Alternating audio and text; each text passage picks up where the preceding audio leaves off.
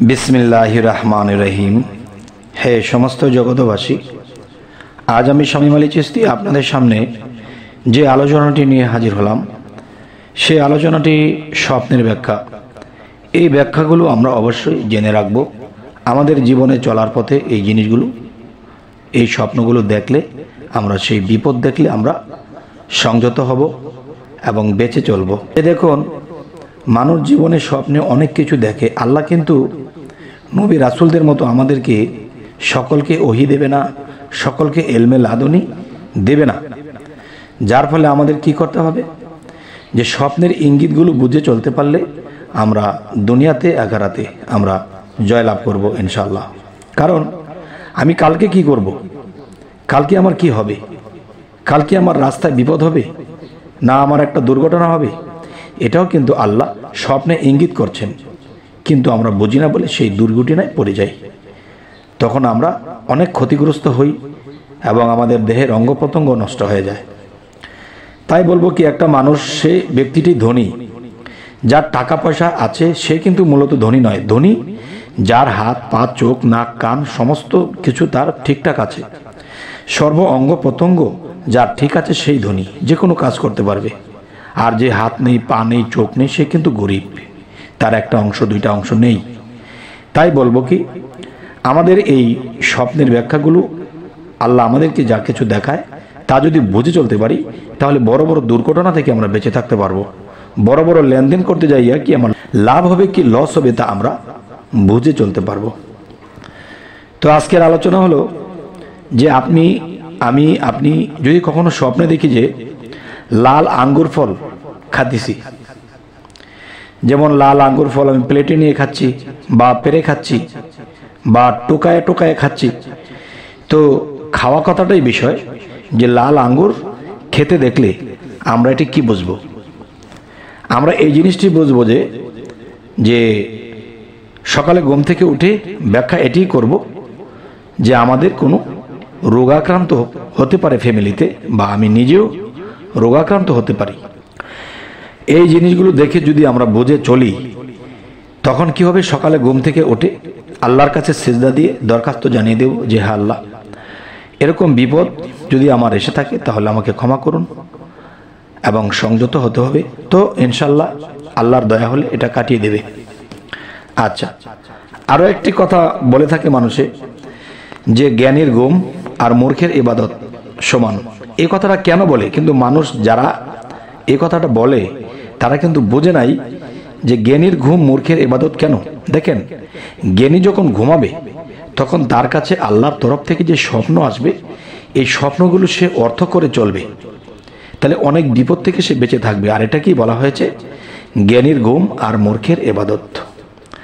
আচ্ছা, এই কথাটা আরো কিছু বোঝার আছে, তা আমি পরের প্রসঙ্গে বলবো। আচ্ছা, এবার আসবো, লাল ফুলের হার গলায় দিতে দেখলে আপনি এই স্বপ্নটি দেখলে আপনি কি ব্যাখ্যা করবেন? আপনি স্বপ্নে লাল টকটকে ফুল আপনি হার বানিয়েছেন এবং গলায় পরেছেন, এটি আপনি বুঝবেন যে মৃত্যুর সন্নিকট বা মৃত্যু নিকটবর্তী, এটি জানবেন। এবং যখন বুঝতে পারবেন যে লাল মালা যেহেতু পরেছি, নিশ্চয়ই আমার মৃত্যু নিকটবর্তী, তখনই আল্লাহকে সিজদা দিয়ে বলতে হবে যে হে আল্লাহ, যতদিন বাঁচি, হে আল্লাহ আপনার কাজগুলো করিয়ে নিয়েন, আপনাকে সন্তুষ্ট করে পৃথিবী ত্যাগ করতে পারি। তো এবার আসবো, শুষ্ক স্থানে নৌকায় ভ্রমণ করতে দেখলে, শুষ্ক স্থানে নৌকায় ভ্রমণ করতে দেখলে এটি আপনি কি বুঝবেন? এটি বুঝবেন যে আপনি রোগাক্রান্ত হওয়ার সম্ভাবনা। কারণ যে স্থান দিয়ে নৌকা চলার কথা যদি অন্য কোনো স্থান দিয়ে চলে, তাহলে রোগাক্রান্ত বিষয়। আচ্ছা, রোগাক্রান্ত বিষয় হওয়ার যে কারণ মানুষের দেহ বডি নিয়ে যখন চলবে, এটি একটা নৌকা, আর এটি নিয়ে যখন চলবে মানুষ, তখন দেখা যায় সে যদি পাহাড়ের উঁচু নিচু জায়গাটা ওঠা চলাফেরা করে, তাহলে কিন্তু সে শান্তি পাবে না, তার ক্লান্তি লাগবে, চলা অসম্ভব হবে। ঠিক এমন সেই মানুষটি রোগাক্রান্ত হয়ে যাবে।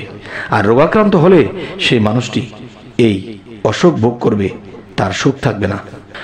তো এবার আসবো, শিশু ছেলেকে নিজে দুধ পান করাইতে দেখলে আপনি এটি কি বুঝবেন? শিশু ছেলেকে দুধ পান করাতে দেখলে আপনি এটি বুঝবেন যে বন্দী হবে। আচ্ছা, তো এবার আসবো, শুকরে আক্রমণ করতে দেখলে আপনি এটি কি বুঝবেন? যদি আপনাকে শুকরে আক্রমণ করে স্বপ্নে, এটি আপনি ব্যাখ্যা কি করবেন? এটি অবশ্যই বুঝে নেবেন যে মৃত্যু আপনার নিকটবর্তী। অবশ্যই আল্লাহকে সেজদা দিয়ে চোখের পানি ফেলে, হে আল্লাহ, যে কদিন হায়াত রেখেছেন যেন আপনার সুকর্ম করে যেতে পারি, আপনাকে সন্তুষ্ট করে পৃথিবী ত্যাগ করতে পারি। আচ্ছা, তো এবার আসবো, শূন্যে উড়ে বেড়াতে দেখলে এটি আপনি স্বপ্নের ব্যাখ্যা কি করবেন? রাত্রে এ স্বপ্ন দেখলে তার আরাধ্য কাজ সফল হবে। যে আপনার কোনো কাজ অর্ধেক হয়ে আছে আর অর্ধেকটা হচ্ছে না, এমন কিছু কাজ আপনার, তখন কি করবেন? তখনই এই ব্যাখ্যাটি করবেন যে আপনার অসফল কাজ বা অর্ধেক কাজ সফল বা পূর্ণ হবে। আচ্ছা, তো এবার আসবো যে কিন্তু দিনে দেখলে এই স্বপ্নটি কি হবে? যে শূন্যে উড়ে বেড়াতে দেখলে আপনার অসফল কাজ সফল হবে, কিন্তু আপনি যদি এই স্বপ্নটি দিনের বেলায় দেখেন তাহলে এই স্বপ্নের ব্যাখ্যাটি হবে যে মৃত্যু নিকটবর্তী, এটিই জানবেন। তো এবার আসবো যে সাপের নিকট পরাজিত হতে দেখলে, যদি কোনো সাপ আপনাকে ধরেছে, আপনাকে দৌড়াচ্ছে, তার কাছে আপনি ধরা খেয়ে গেছেন, সে আপনাকে ধরে ফেলেছে, সে আপনাকে কামড়াবে, এরকম একটা পর্যায়ে যদি আপনি স্বপ্ন দেখেন তাহলে এই স্বপ্নটির ব্যাখ্যা হবে যে শত্রুর নিকট আপনি পরাস্ত হয়ে যাবেন, শত্রুর নিকট আপনি হেরে যাবেন। আচ্ছা, তো এবার আসবো, সাদা আঙ্গুর, সাদা আঙ্গুর অকালে খেতে দেখলে, যেই কালে কোনো আঙ্গুরের সিজন থাকে না, সেই সিজনে আপনি সাদা আঙ্গুর খাচ্ছেন, তাহলে এই স্বপ্নের ব্যাখ্যাটি হবে যে আপনি রোগাক্রান্ত হবেন। অবশ্যই আল্লাহর কাছে সিজদা দিয়ে বলতে হবে যে হে আল্লাহ, সামনে আমার রোগাক্রান্ত কিছু হবে, হে আল্লাহ আপনি মাফ করুন। তবে হে সমস্ত জগতবাসী, আমাদের এই আলোচনা কিন্তু অবশ্যই মন দিয়ে শুনবেন, অবশ্যই আপনাদের কাজে লাগবে। আরো একটা বিষয় হলো, সূর্য মেঘে ঢেকে যেতে দেখলে আপনি এটি কি বুঝবেন? আপনি ঘুম থেকে উঠে ভাবছেন যে সূর্য মেঘে ঢেকে গেছে, এই ব্যাখ্যাটি হবে কঠিন বিপদে পড়বে অথবা পিতামাতা কারো মৃত্যু হয়ে যাবে। তো এবার আসবো, সূর্য গ্রহণ দেখলে আপনি এই স্বপ্নের ব্যাখ্যাটি কি বুঝবেন? সূর্য গ্রহণ দেখলে অবশ্যই বুঝবেন যে আপনি বিপদ আসছে সামনে। অবশ্যই সেই বিপদ থেকে এড়াতে হলে নিজে তো সাবধান থাকবেনই, বড় কোনো লেনদেন, বড় কোনো বিজনেস, বড় কোনো কিছু করতে গেলে তখন সেখান থেকে বিরত থাকবেন এবং আল্লাহর কাছে সিজদা দিয়ে বলবেন। অবশ্যই 7 দিন পর আপনি সেটা শুরু করতে পারেন। তবে হে সমস্ত জগতবাসী, আমাদের এই চ্যানেলটি যদি আপনাদের ভালো লাগে তো অবশ্যই সাবস্ক্রাইব করে রাখুন, পরবর্তীতে যেন ভালো আলোচনা এনে দিতে পারি। তো সকলে ভালো থাকবেন। আল্লাহ হাফেজ।